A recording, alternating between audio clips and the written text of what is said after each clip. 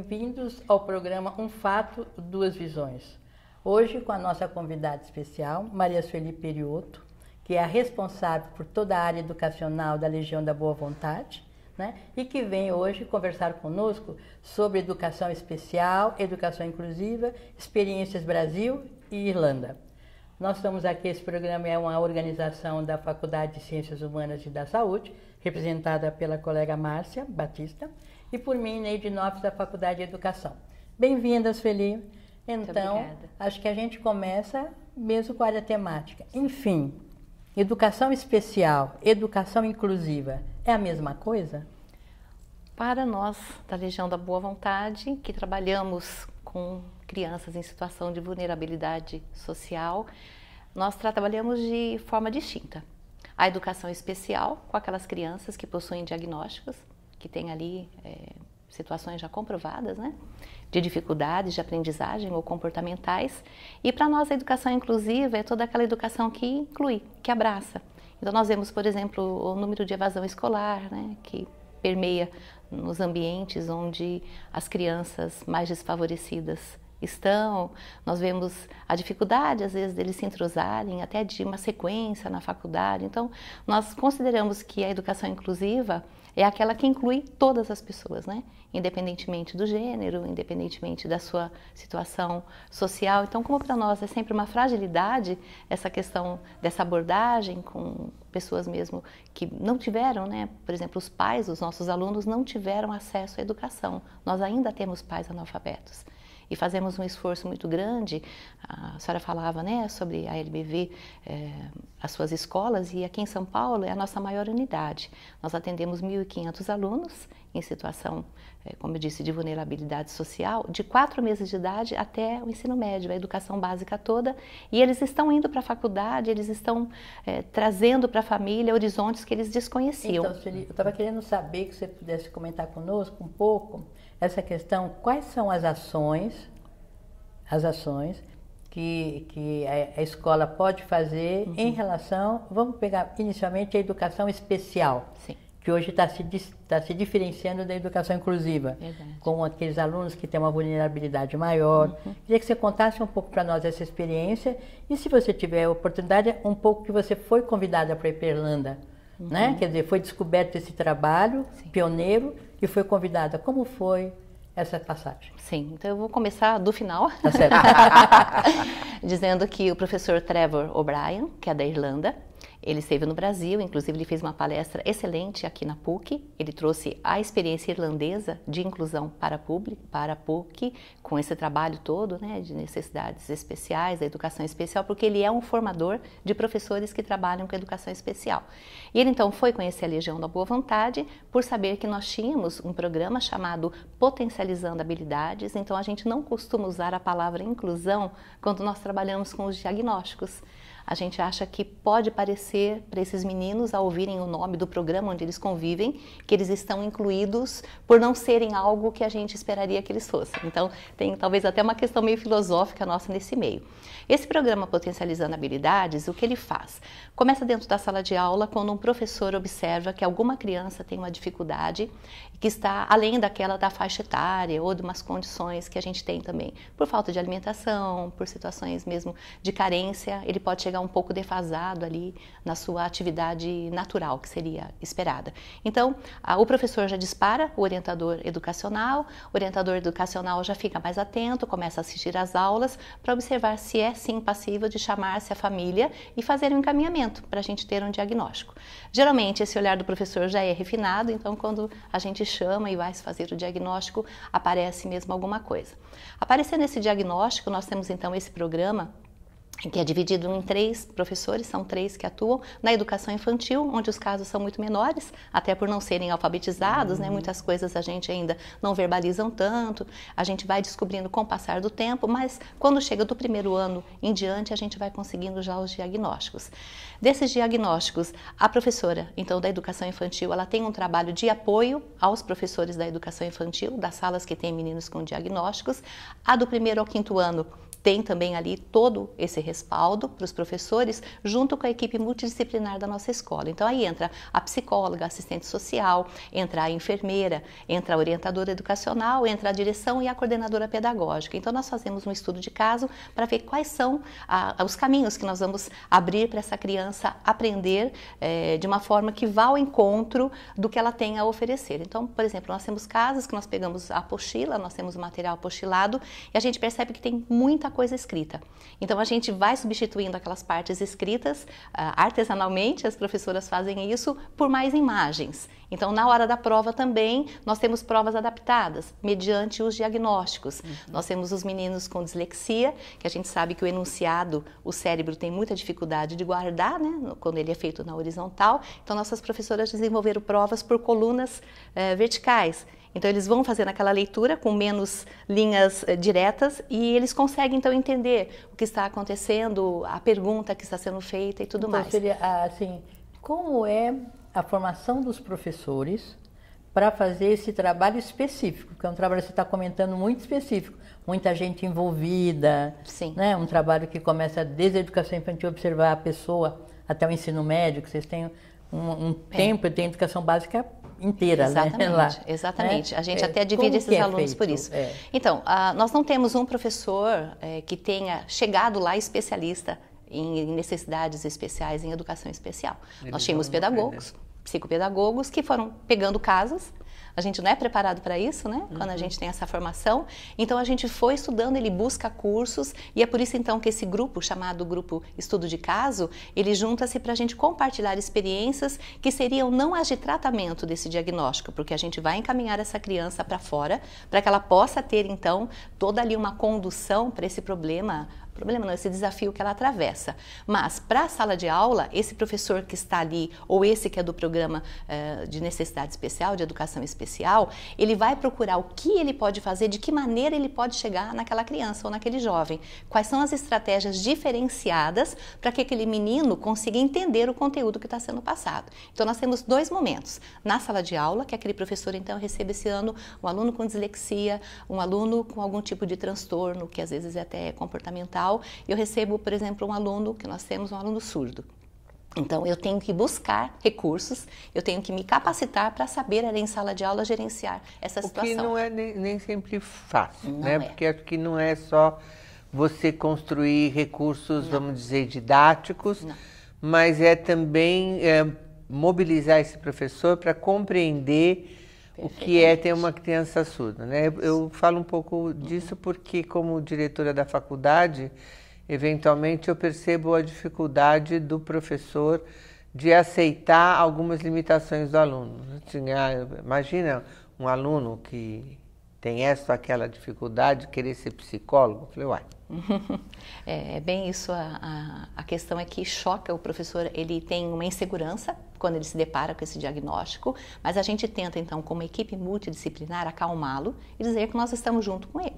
Então nós vamos fazer estudos para descobrir em sala de aula o que vai favorecer o menino sentar mais na frente. Por exemplo, nós temos provas adaptadas, nós temos uns 60 alunos com determinado diagnóstico que eles ouvem a pergunta num gravador.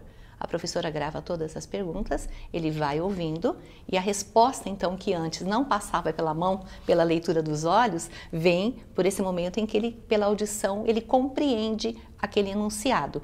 Então, ela vai tendo sempre uma somatória daquelas que são especializadas, aí já são as meninas que fizeram psicopedagogia, que tiveram uma imersão maior nesses assuntos. Inclusive, nós temos várias delas que foram para mestrado e doutorado, mas está agora no meio já do doutorado, trabalhando exatamente os distúrbios de aprendizagem. Então, ela também é uma fonte ali em que a gente faz para as meninas como essa facilitadora. Como a professora Márcia falou, é exatamente isso. Há um certo até desespero. O que eu faço agora? Eu não estudei para isso.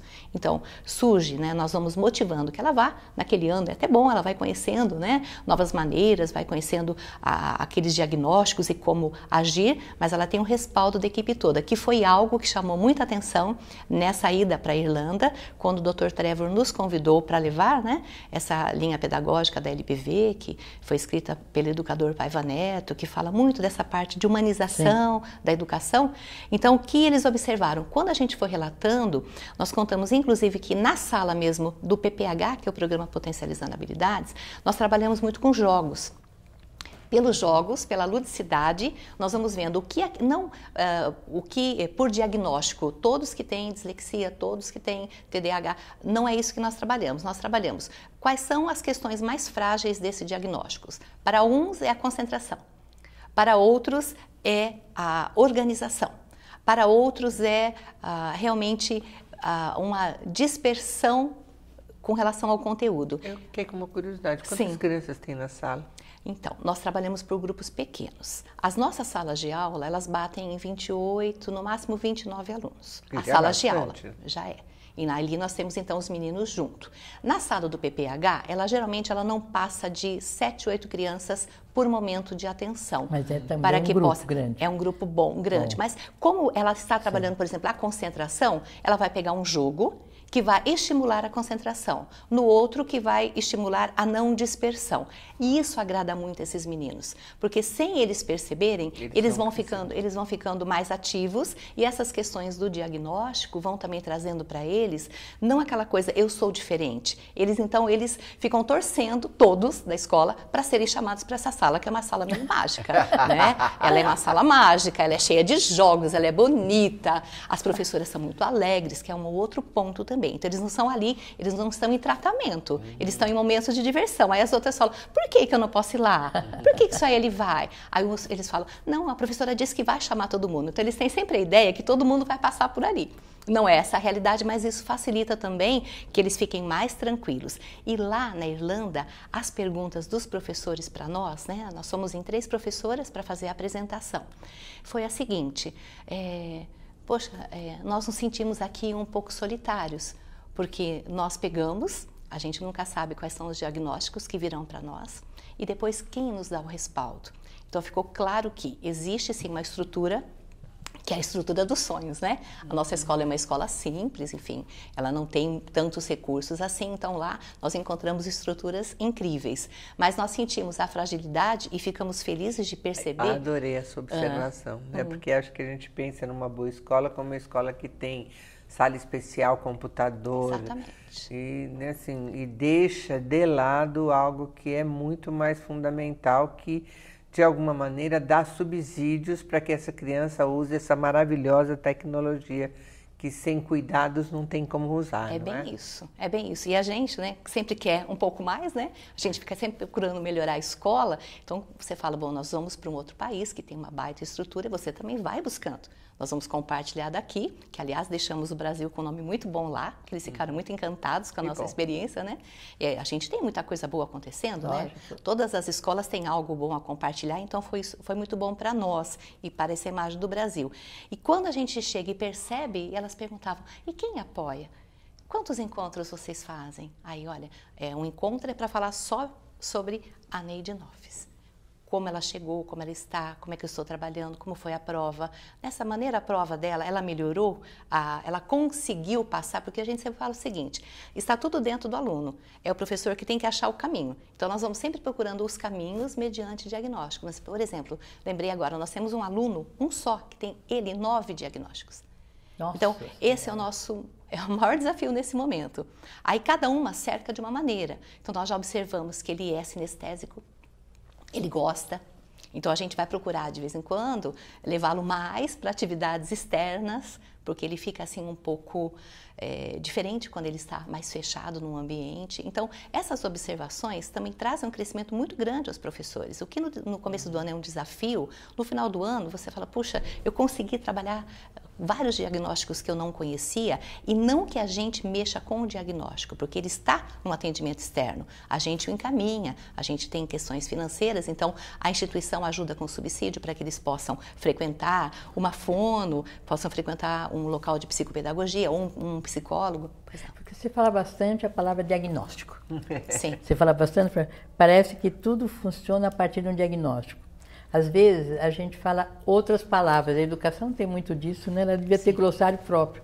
A gente fala em avaliação diagnóstica, para não confundir aquele diagnóstico médico preciso, né? De fazer exame de sangue, diagnóstico, com o diagnóstico escolar. Você vê essa diferença, porque você fala diagnóstico, mas quando você começa a explicar o trabalho, é para além do diagnóstico, ou seja, apenas é uma informação inicial, quer dizer, vem de algum lugar a informação inicial. Para nós não fica só na queixa da mãe. É que a gente né? tem, então o diagnóstico é dislexia. A gente não vai trabalhar como o profissional externo trabalha a dislexia. Nós vamos trabalhar quais são os respingos da dislexia na sala de aula.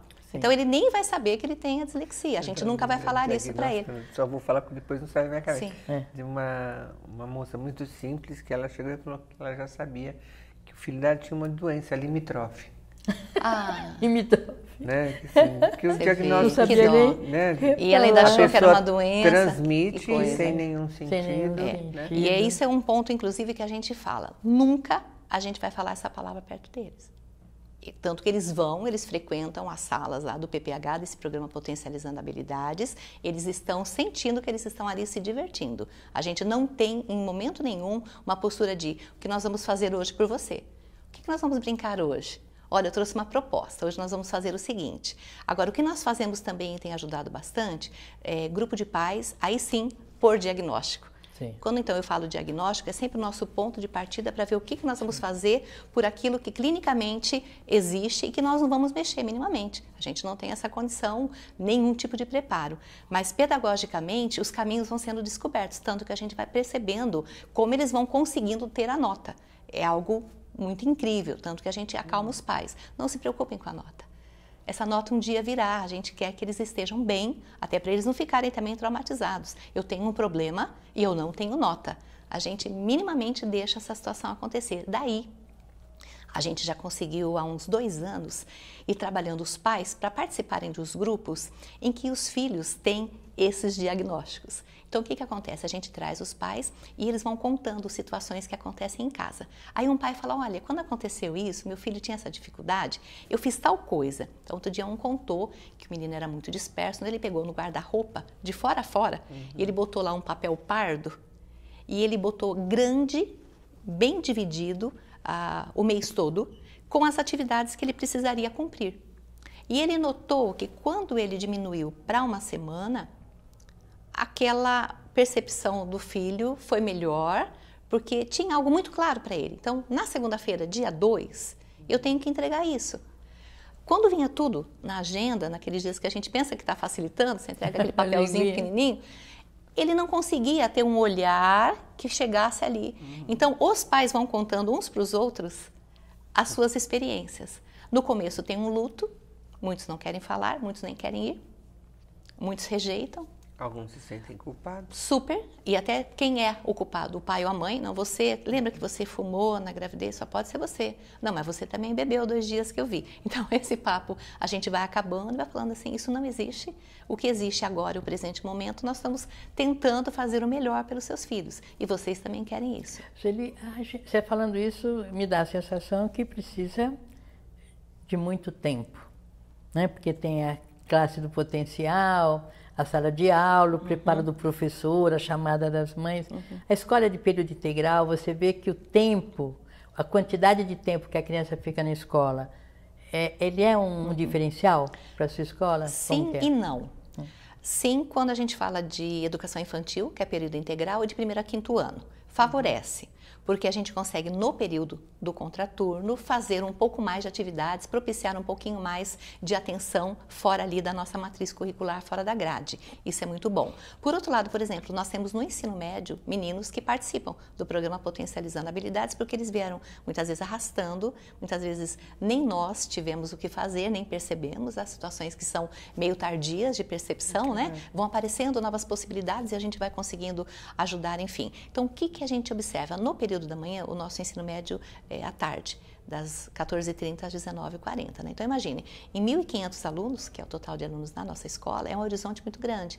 Então, o que a gente precisa ter e que a gente, cada dia mais a gente se sente muito feliz, são pessoas muito compromissadas. O professor da sala de aula, que bate uma bola muito boa com o coordenador, que bate uma bola muito boa com a psicóloga. Então, nós não somos em tantos, mas a gente faz momentos, então, o nosso momento burocrático, ele é feito de reuniões para essas avaliações. Então, o nosso traçado ali de planos toma muito tempo da gente. Mas as ações em si, nós vamos diluindo no meio dos dias das atividades. Digamos, então, que o menino está no ensino médio, ele vem de manhã para o momento ali na sala do PPH, do Potencializando Habilidades, que é uma sala que, para cada faixa etária, ela traz um tipo de proposta. Digamos que ele saiu do 6º ano, ele vai embora, na hora do almoço, porque a gente não tem uma estrutura para período integral, aí ele fica mais 1 hora. Aí os pais também, eles não conseguem vir sempre, todos com muitas dificuldades, precisam trabalhar, então a gente consegue sim, para cada diagnóstico, uma vez pelo menos por mês. A gente acha que um encontro mensal mantém o acolhimento, fora isso, muitas vezes chega uma mãe no serviço social muito desesperada, você acha que vai dar certo mesmo? Eu tenho notado que está tão difícil, porque quando juntam-se muitas situações numa criança só, é complexo mesmo. E nem se a gente vai atrás de um conhecimento, o que dirá as famílias, né, que totalmente assim ficam assustadas. Aí o tempo vai dando certo, porque a gente tem que ter mesmo essa organização por rosto, pelo individual e muitas vezes em questões coletivas. Também tem um outro ponto que é sempre questionado no ponto de vista da educação, que é a formação do professor. Sim. No passado era magistério, que era nível médio. Depois virou curso superior.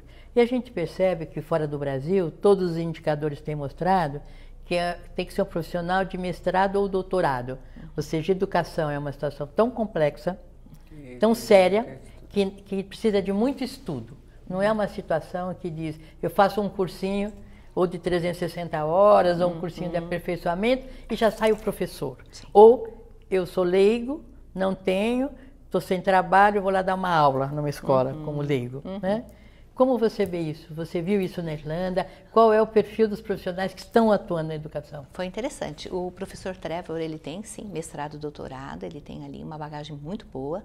Ele, então, como formador, né, desses profissionais de educação especial, você nota que ele estudou mais do que os que ali no chão do encontro eu vi. A ponto de uma professora, inclusive, nós até gravamos um programa, né, porque a gente queria registrar esse momento lá, e ela fala assim, este ano eu já vi que eu estou recebendo alguns desafios, porque assim, a verdade também, a gente costuma colocar no máximo 3 crianças que estejam em atendimento desse PPH por sala. A gente procura. Então, por exemplo, nós temos 3 salas geralmente por série por ano. A exceção do 3º ano que nós temos 5 salas. Porque a partir do 3º ano, né, a gente tem aqueles que ficaram retidos e que ficam conosco, enfim. Até o 2º ano não, né, a gente não tem a retenção. O que acontece? O que ela me disse?